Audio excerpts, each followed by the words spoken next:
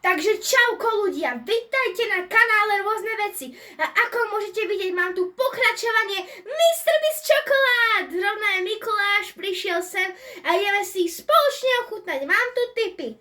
Almond chocolate, čiže mandlová čokoláda. Milk crunch, nejaká nová príchuť, to som ešte v živote nechutnala, čiže asi mliečna čokoláda aj s rýžou.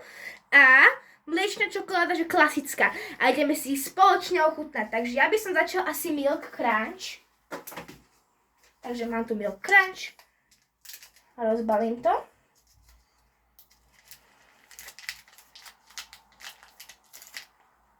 Takto sa tu polovica, takže približne ako takto to vyzerá. Tuto je rýža, hej, takže hovoríme to s rýžou, tak a idem to ochutnať. Mňam, bože, to je dobrá. Takže milk crunch má u mňa asi, že 10 z 10, proste mliečna čokoláda, v tom rýža, mňam, veľmi dobré. Ďalšiu tu mám mliečnú čokoládu.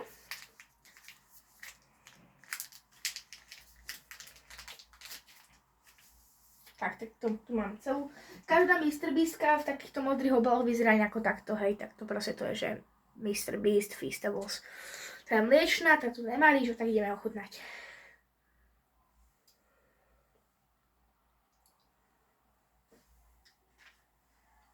Akože veľmi dobrá tiež. Akože, ale tá s tou rýžou, tak to je lepšie. Takže tady dávam asi tak 9,5 z 10. Čiže je veľmi dobrá, taká sladučká príchuť, výrazná. A teraz ideme na almond chocolate. Tak to vyzerá. A idem ju ja ochutnať.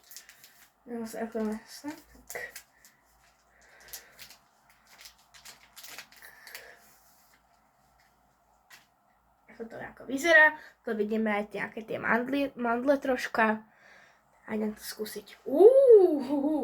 Zaujímavá. Takže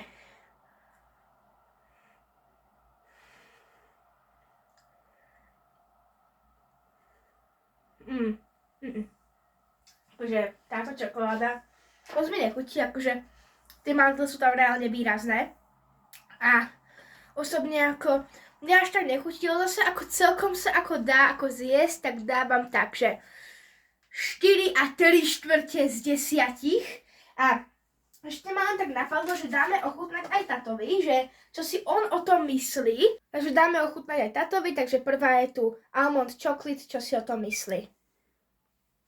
No. Takže, koľko bodov z 10 by si tomu dal?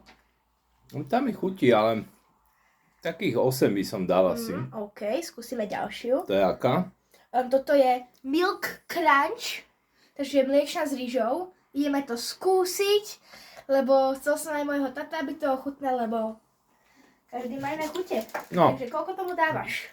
Tomuto tak 5. OK. Tá prvá mi chutila A viac. posledná mliečna čokoláda. Tak, chutnaj. Tá je dobrá. Tiež, tu by som dal tiež 8. Takže teda ľudia, máte tu ochutnávku a teda vidíme sa budúce. Hoďte like a odber to červené tlačítko dole. Nech dosiahneme nejakú tú 500 aj do konca budúceho roka. A teda vidíme sa na budúce. Prajem vám pekné, veselé Vianoce a čauko, ahoj!